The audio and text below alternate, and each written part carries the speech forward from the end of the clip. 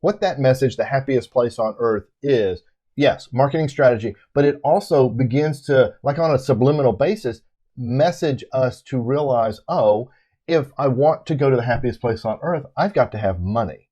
And that, then you just take that next step to money. I need money to be happy. Write down some of the happiest moments in your life. And I'll bet what you'll see is a pattern that money didn't have anything to do with them. Welcome to the Live Truly Free podcast, where we provide fatherly guidance to entrepreneurs at any level of their journey. Hi, I'm George Black, and this is AJ. Are you ready for this week's adventure of building great companies and discovering the Live Truly Free lifestyle for entrepreneurs? Awesome. Let's get started. Welcome back to the Live Truly Free podcast. Today, we want to go deeper with the topic we brought up last week, where we talked about if I were a rich man or woman, what would you do? And we came up with some reasons as to why people seek wealth. And so today we want to kind of go into the one, people think having money will make them happy. But I gotta tell you guys, we're not against being rich. We're not against wealth or money. We just want to explore this topic and go, what are our motivators in this? What are our motives in having wealth? And what are the impacts of that? How does that affect us? Yeah, we're definitely not anti-money. I mean, both of us have finance degrees.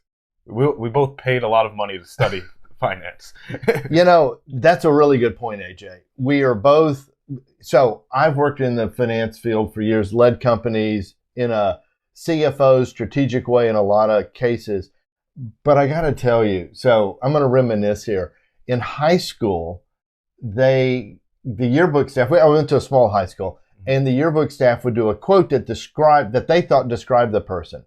And the quote for me, I'll never forget this, was from W. Somerset Maugham in his book Of Human Bondage. And here's the quote: "Money is like a sixth sense, without which you cannot make a complete use of the other five."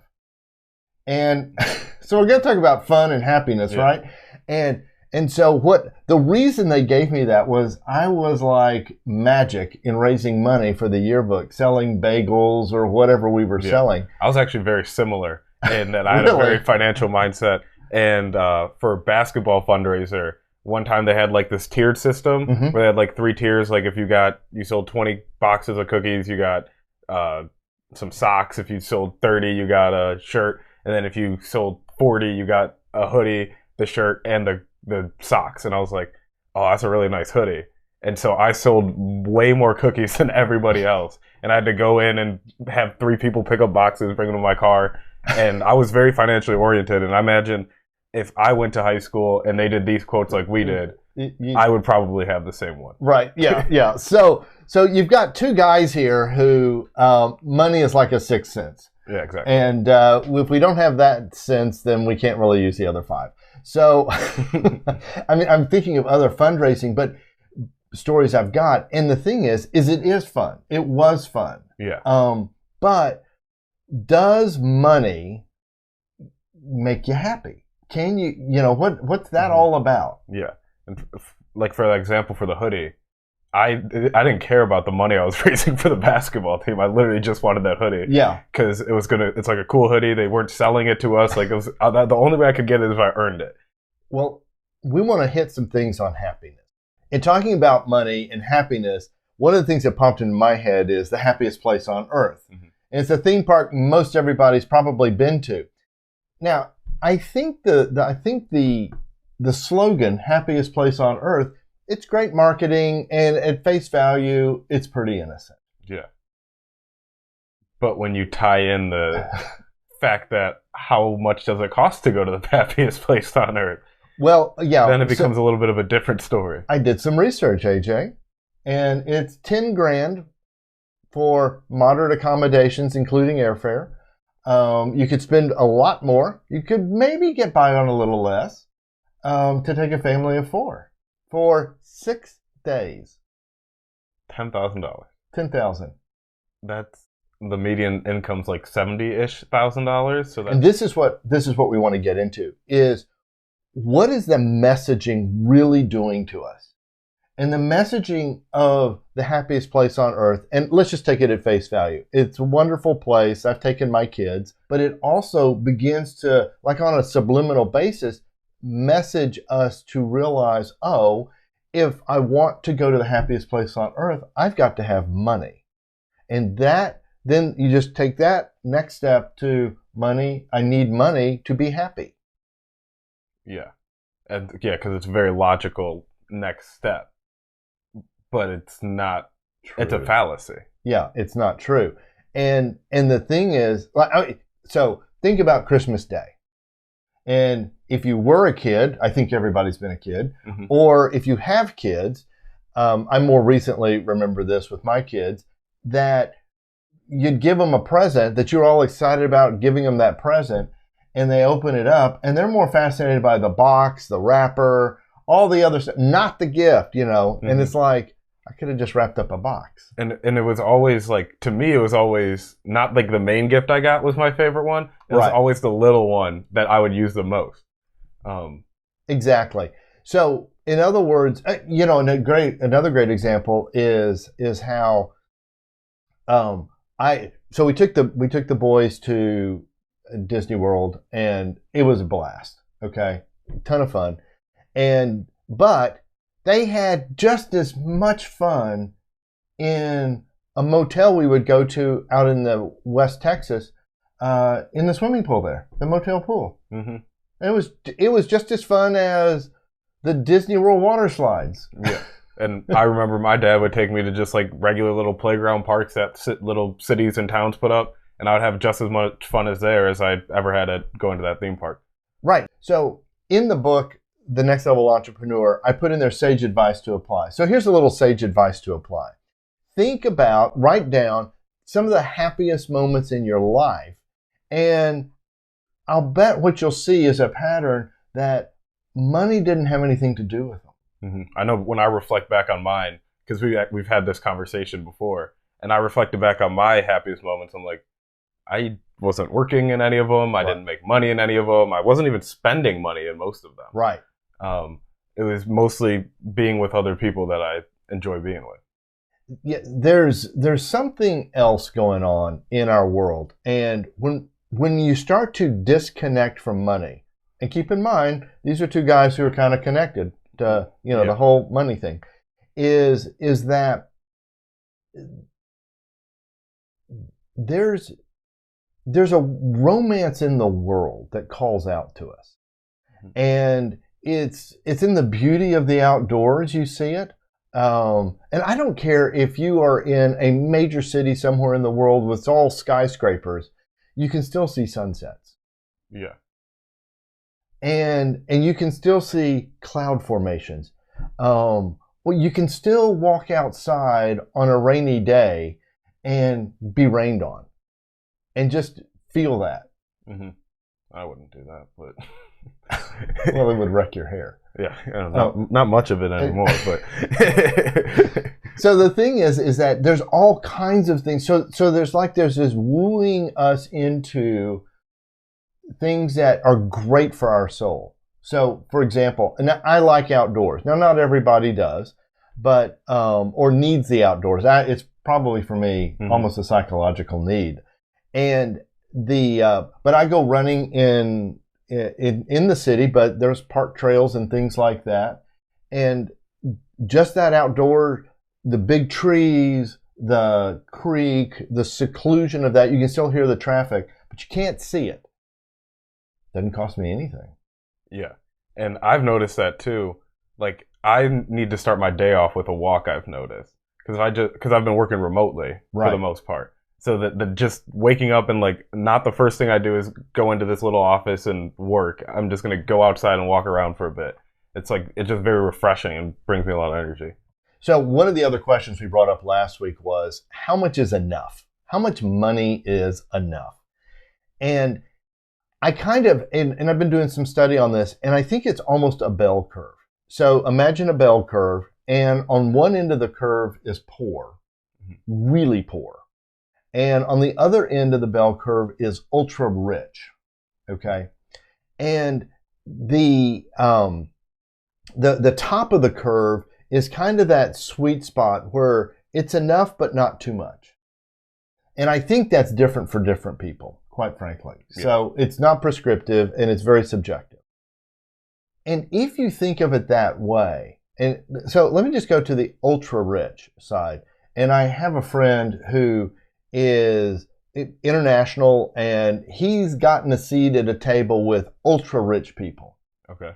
And so we've been working on this topic, and I was talking to him recently, and I asked him, I said, so are these people happier or less happy than most people?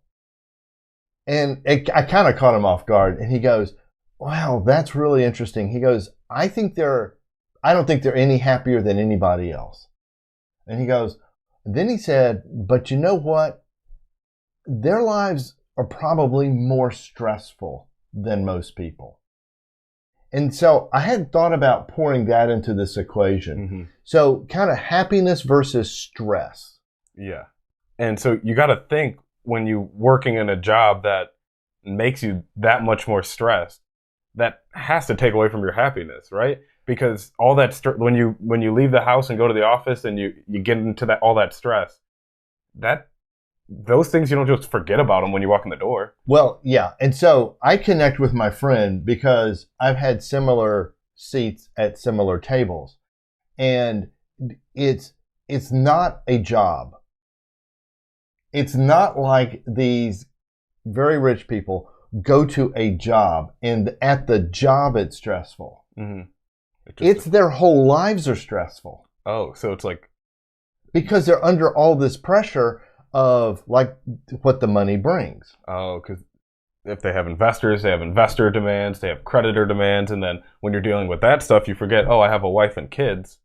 And so that throws that into a loop, and if your wife wants to leave, then that throws another wrench into things. And well, yeah, so you're kind of getting it. So there are all these layers and complication things. Yeah. And there are people in this circle, in this world, who would say, well, my work makes me happy. And that can be true in some cases, I imagine. But I'd probably, if I was a betting man, I'd bet that most would not be. Well, if the job is in their passion. Mm-hmm. Okay. So recently, Steven Spielberg came out with a movie called The Fablemans. And it's really a story of Spielberg's life. He wrote it, produced it, directed it. And so I was curious about Spielberg, like his age and stuff like that. And when you Google that, then all this other information comes up. Well, apparently, Spielberg's worth $4 billion. He's second richest to George Lucas at $6 billion. And but then there was this other little side article, and I'm like, and I click onto it. Well, Spielberg has this 250-foot yacht, but he's chartering it out, which is basically selling it, and he's ordered a 300-foot yacht. Oh, nice. Because I guess 250 is too short, and 300 must, I don't know. But here's the thing. He started, and you can see it in the movie, and you know, I don't know his story. I've never read it, but he has a huge passion for making movies. Mm-hmm. And you can see it in the movie as a little kid all the way to, he's in his 70s now. So 60 plus years making movies. And so he's doing his passion. So clearly he could say, I love what I'm doing. Yeah. And there's a back part, so that, you know, the behind the scenes little thing they do. Mm-hmm.